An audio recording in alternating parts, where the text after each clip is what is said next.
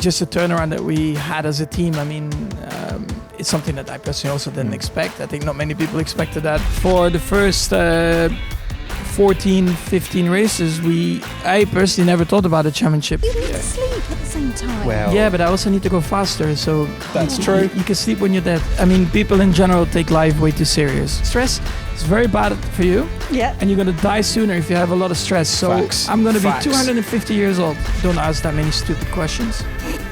Because if you ask me a stupid question, you get a stupid answer. Hello and welcome to the Talking Ball podcast powered by Arbitrade. We are here at the Oracle Red Bull Racing campus. I am your host, Nicola Hume, as always, joined by Tomo McCluskey. Hello. We didn't plan our outfits, by the way. That was a total fluke. Yeah, secret coordination going on there. But we did phone ahead with the trainer match We with did. Max Verstappen. Yeah, you guys did very you got well. them Look as at well. that. Yeah. Love it. Love Boom. it. It's not sponsored at all. It's No, not, no, definitely not at not. all. No. I mean, we just all text and went, let's wear these trainers. Well, you said something white. I was Yeah. like, sure. Yeah. How are you? Yeah, very well. Very well. I want to kick off with a question that's been bugging me for a long time. The driver's dinner. Yeah. When you're in Abu Dhabi, you go out for a lovely dinner, all of you together. You've done it for a few years. How do you decide who pays? Well, I tell you, last year was very nice of Valtteri. Actually, he took the bill. Yeah. So then, the drivers were joking a little bit like this year it's Max's turn. I was like, yeah, sure.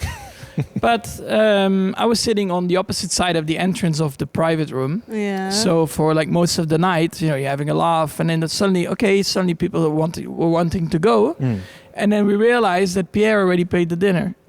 I So it's see. like, No, the bill came and you went to the toilet. Is that basically what you're telling I was drinking my gin You tonics on the avoided- other side. That was You the problem. avoided the bill. So I guess next time before I enter, I have to tell them that at the end of the night the bill is for me, so that I can actually finally pay it. Right. Yeah. So if it comes down to you paying the bill, are you just tap water all round? No, just no. like set menu, 40 quid. No, I'm normally very generous with these kind of things. So I just didn't get to pay yet, but I'm sure that we shame. have another dinner next year. Yeah. You've still got a chance to pay. I'm sure you'll get it done eventually. Yeah, I will get there eventually. Yeah, eventually. Maybe 27, maybe 28. I was Yeah. wondering if everyone throws their bank cards in the middle and then the waiter picks. No, I remember that happened once when I just started, like 2015 or 2016. I mean, that is a bit of a poor look. So it's better to just one guy committing to it. Yeah, Okay, fair enough. And of course, you don't let a rookie pay. That's quite obvious. Yeah, but that would be funny if you did it. Yeah, but to everyone except Yeah. the rookie. Yeah, that's true. Get Isack to pay next year because he won't be a rookie anymore. That's true. Yeah, maybe. No, I think it always starts from the more experienced drivers, and you work your way down. Fair enough. Well, look, Max, end of the season, 2025 is done. Let's just keep it short. How do you reflect on the year? Decent. Yeah. Yeah, I mean, not a great first half, let's say like that. A lot of ups and downs. But I think our second half has been fun.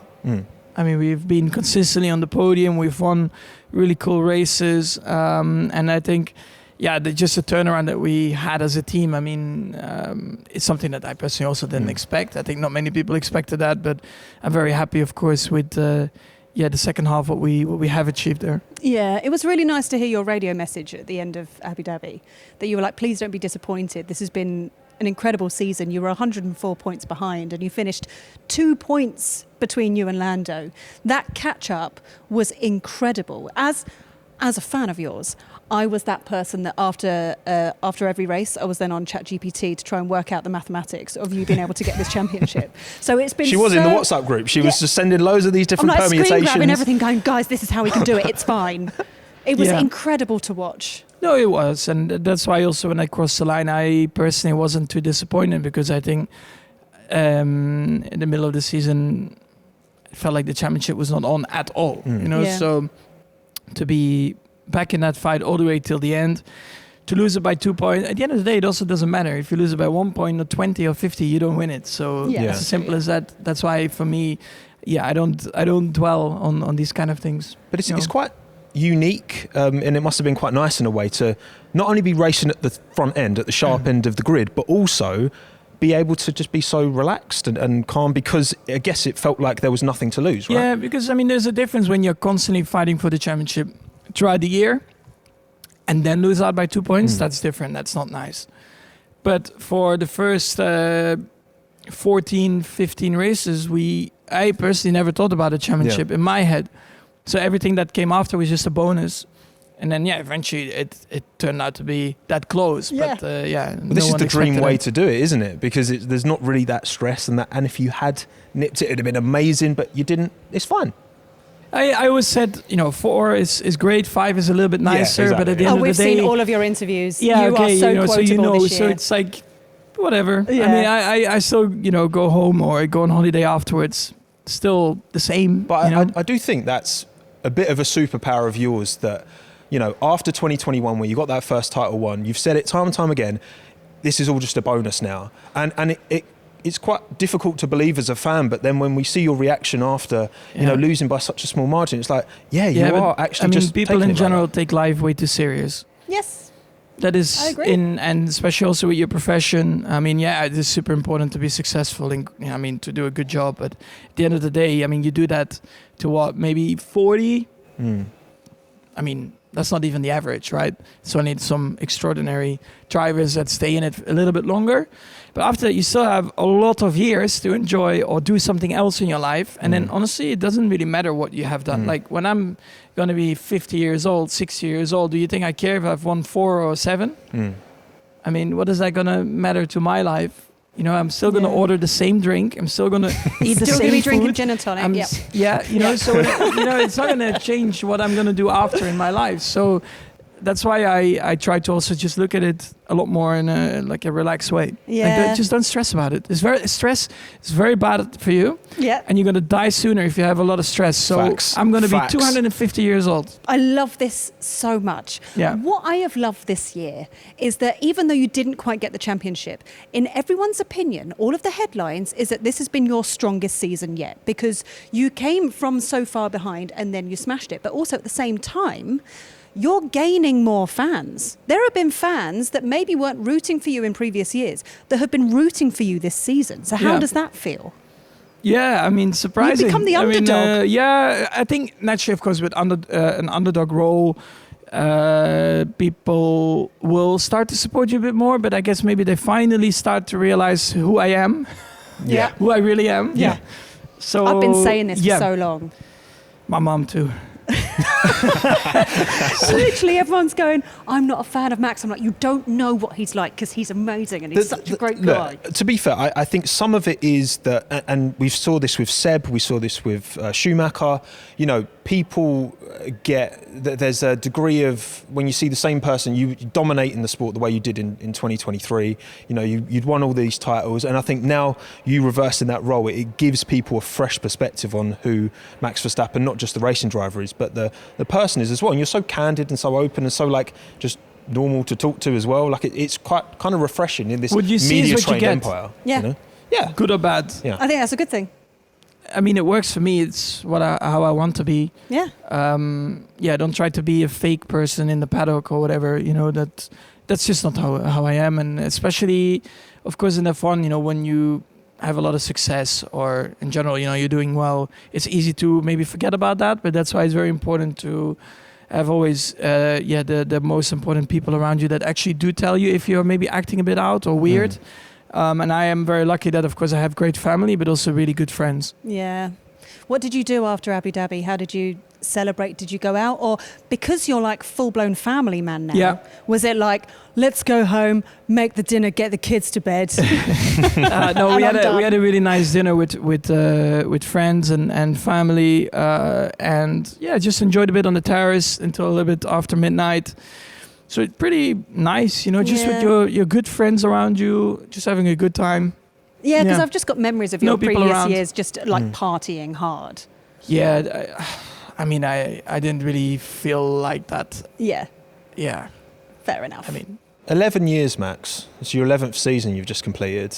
I mean, how much do you think you've changed as a person? Or in what ways have you changed since you were so young when you first started as well, right? You were a teenager, literally. I mean, I think in general in life, of course, you gain a lot more experience. You become a bit older and wiser, I hope. And then, of course, in the racing world as well. I mean, from my also technical understanding of the car and just the way I work with people, the way you deal with people as well, right? The relationships that you build. I mean, all those things I think you've become better at. Over those years. Was there a particular race this year for you where everything just clicked? Well, I would say one that was very important for us was in Monza, where we finally, after so many tough weekends, we had a really positive weekend. And then it just started rolling. You know, we had a bit of an understanding of the car, and we never really left the podium. Which that's already something that for us was already very hard to achieve. So that was a big turnaround. Yeah, and we were. We have done another episode, which will be coming out at some point soon, with Isack Hadjar. And we were talking about the podium with him. And it was so great to see you both up on the podium together. You just absolutely smothering him in champagne was absolutely brilliant. Yeah. And that must have felt so magical for him to be up there with you, and now the both of you being teammates. Yeah, and I mean, especially when you're a rookie and it's your first podium, those are very special moments. Yeah. And I think you should always celebrate that. Yes. And I made sure that I celebrated that with him. Yeah, love that. One not to forget, definitely. I think, you look at this class, this generation of rookies coming through. I think sim racing and the ability to test on a simulator is a big part of what you advocate and talk about a lot. And I think Isack's a great example of a driver who's come through. He was in F1 Esports Challenger Series. Like, he was really, really good at that, as well as being great at karting. And you've talked about, you talked beforehand about your plans for GT3 and for Redline. Can you divulge some of these plans for next year? In the GT3 sim racing scene? Yeah, it's becoming more and more serious. I mean, we entered, of course, this year not as a pro car, but as in the Gold Cup. So, of course, one of the drivers that jumped in came from the sim racing world. So for me to immediately put him in the pro car championship was probably a bit much, I would say. But I always said we do compare ourselves with them in terms of lap time. That's the target. Now, we won, of course, the Gold Cup Championship, so that's of course the one just below the pro cars, which I think was our target starting the year. And I think also throughout the year the drivers made some nice steps forward, really understanding also how to overcome difficulties with the car balance, understanding how to go faster and optimizing qualifying and race stints and stuff. And then next year, of course, we want to be in the pro championship basically. We're changing cars. I cannot say which one yet, but you'll find out soon. But it's getting bigger and better. That must have been really nice to give Lolland that opportunity for a podium himself, right? To live that dream almost. Yeah, for sure. And I mean, he's a great guy, great driver. Also, he also still needs to grow in his personality as well, right? Because you are in the sim racing world, suddenly you're in the big open world, course, and having to deal with so many more people around you and being part of a team, like a full-on operational team, is also cool to see the journey of that and how he's developing in that role. It's very exciting, and it's still only the start. I mean, my plans, of course, are still. I want to go bigger and bigger, but step by step. I don't want to overdo it and then go, track back a bit. So we need to make sure that, we build it step by step. Yeah, but how do you find the time? How do you find the time to do all of this? You do so many things. So, but running and coming 2 points away from winning a Formula One championship while also doing GT3, while also doing sim racing. How do you do that? Well, I think if you're passionate about stuff, then it's also easier to dedicate your time to it, right? If you have to, of course, do stuff that you also don't really enjoy, then it's very mentally draining. Yes. Yeah. When it's your passion and you love what you're doing, then it's not really mentally draining. So what racing series do you dream about at night? At night? Yeah. What's the first one you think of when you wake up in the morning? Most of the time it's about what I can change to the GT car in terms of stuff that I want changed or optimized. F1, I mean, I have so many people behind me anyway in the team that I trust and they do their job very well. But of course, in the GT world, it's a much smaller team. Yeah. Right? So, and there's still a lot of things that I also still need to understand better and learn. So I'll do that in my sleep. I remember a few years ago speaking to Atze, who obviously works with you on Redline, and him saying, during red flags in breaks, you're in the WhatsApp group, you're in the Discord, like messaging. Are you still that active? Yeah, I'm still very active. I'm driving a little bit less, like racing. Sure. Why is a little bit less? Because I mean, the team is in a great spot and great drivers, great management, so they know what they have to do, and I don't need to jump in. I can drive if I want to, let's say like that. Yeah, I mean, I still, if like sometimes I'm competing or whatever, I can wake up in the middle of the night with some ideas, and I do need to test it. Like I cannot wait for it. So then what do you do? Wake up and turn on the simulator. Like at 2:00 in the morning or something? I've done that, yeah. Right. 3 a.m. Of course you have. I'm not surprised. It makes Before total race sense. day, surprised. Yeah. It's Yeah. the most Max Verstappen thing texted to my do. teammate, wake up. Yeah. You can't put your phone on Do Not Disturb No, alongside no, Max because no. he's calling you at any time. Absolutely, Yeah. 100%. As you should be. You got to set these standards, Max. You got to put them up high. Yeah, but you need Yeah. to sleep at the same time. Well, Yeah, but I also need to go faster, so That's God. true. you can sleep when you're dead. That's a fair point. That's Yeah. a very fair That's a point. hell of a quote, Max. I love that. For 2025, we're excited to welcome AvaTrade as a presenting partner of the award-winning Talking Ball podcast. Now, AvaTrade is a globally regulated, multi-award-winning broker featuring over 1,250 tradable instruments from CFDs and futures to options. With trading platforms like MT4 and MT5, as well as their mobile app or web trader, AvaTrade is built to empower traders to trade with confidence anytime at every level. I mean, you look back to when you first started in Formula One. What do you think young Max Verstappen would say to you, Max Verstappen sat there now? Could you see the guy that you were going to develop into? No, because I don't think about this. I don't want to know. I'm not interested in it. If you could give him advice, what would nothing. you give? I would want him to make the same mistakes. Yeah. Or go through the same tough times, good times. Yeah. Because if you know everything in advance, it's really boring. That's true. Yeah. Yeah. And But you get learn lazy. from the and mistakes as you well, get don't you? lazy as well if you know Yeah. everything in advance. Yeah, that's true. Yeah, you learn most from the adversity in life, don't you? Yeah, And I tough times, and you need them as well. Yeah. You know, because you could tell someone, don't do this, don't do that. But sometimes actually making the mistake makes you not do it again. Well, do you think, you're 11 seasons in the sport, what would you say was the season maybe you learned the most or maybe had the most struggles or most difficulty in? 2018, the start. Yeah. The first, 7-8 races, I think. Just, making some mistakes myself, and then you get into a negative spiral. You try to push even harder, and it all just, didn't work out. And being really upset with myself, and then I had a turnaround in Montreal, and I have to say, I think from that day, that's really where it clicked, and it went. Yeah, because when better. we spoke to Isack, he's difficult first year in F2, obviously Australia for him as well. But he said, without those adversities, he doesn't think he'd be maybe the driver he is today with an Oracle Red Bull racing seat in 26. Yeah, I think so too. Have you spoken to him yet? I literally just saw him here before I walked in. Yeah. I said, "Did you enjoy your test day?" Well, it looked like he did. Yeah, I was very jealous. Oh, really? No, no, I was Is that very because happy. you were like, I'm done, thank God I don't have to do test I was days? done. Yeah, Yeah. Yeah, that's I was like, season's over. The fans we love how transparent you are about your feelings towards it. Because what I would ask, Max, actually, you've been in this sport for so long now.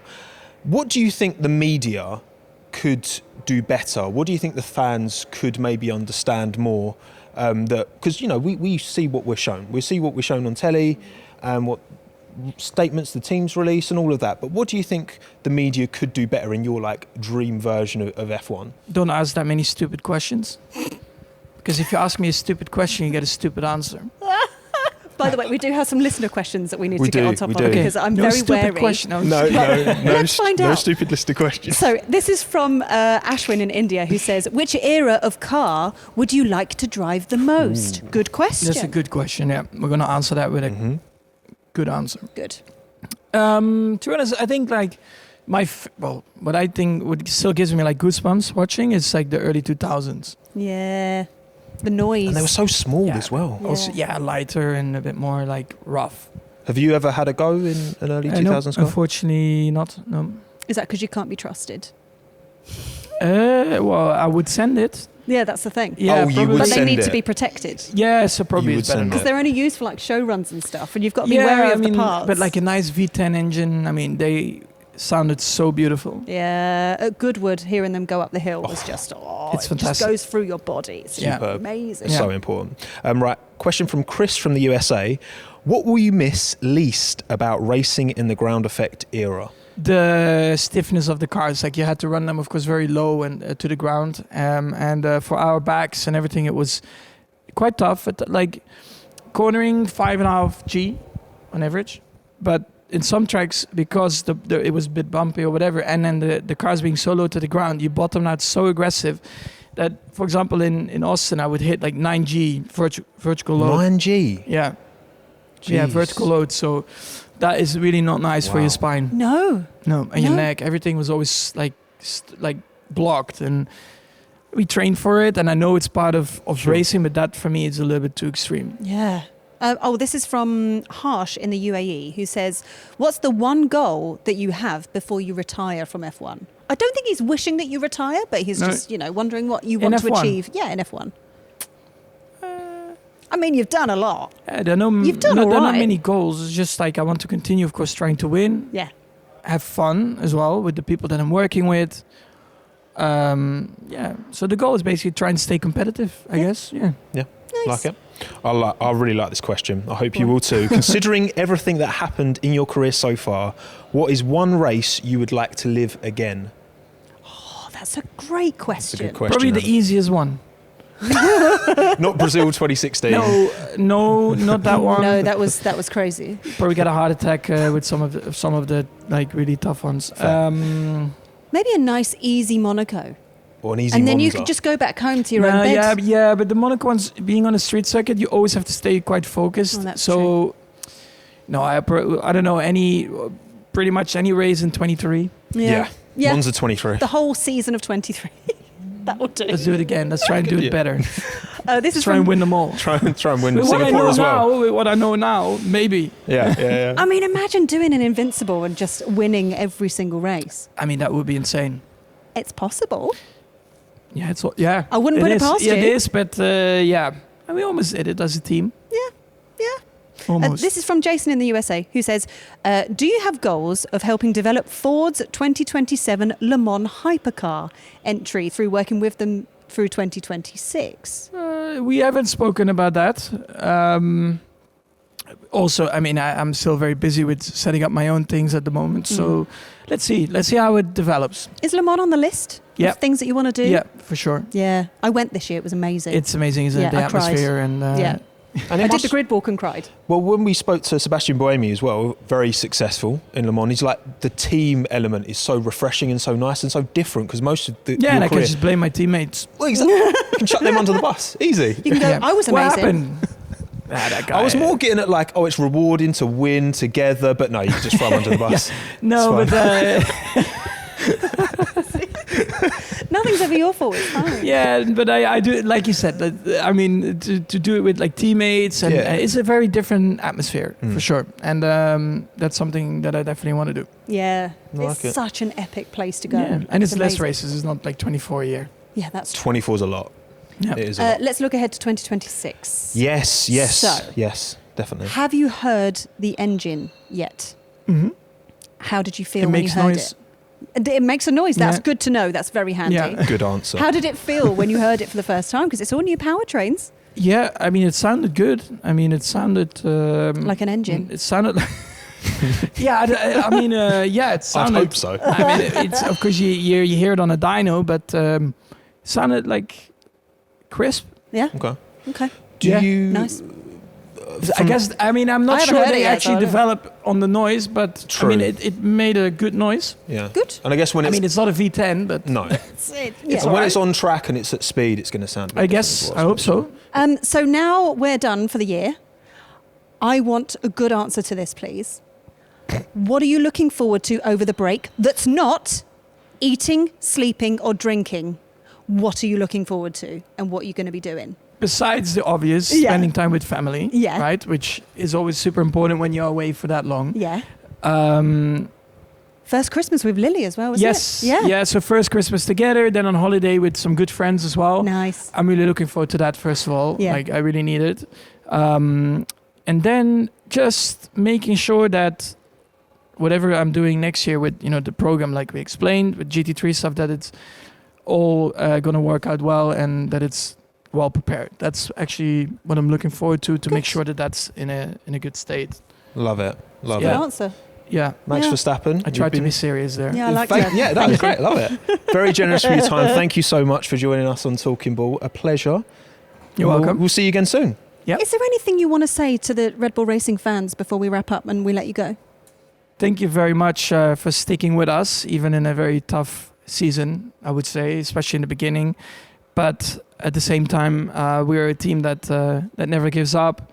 And I'm very proud of how we here at the factory and our fans, of course, as well, kept it together. And at the end of the day, we celebrated again some very beautiful moments. So thank you very much for that. See you next year.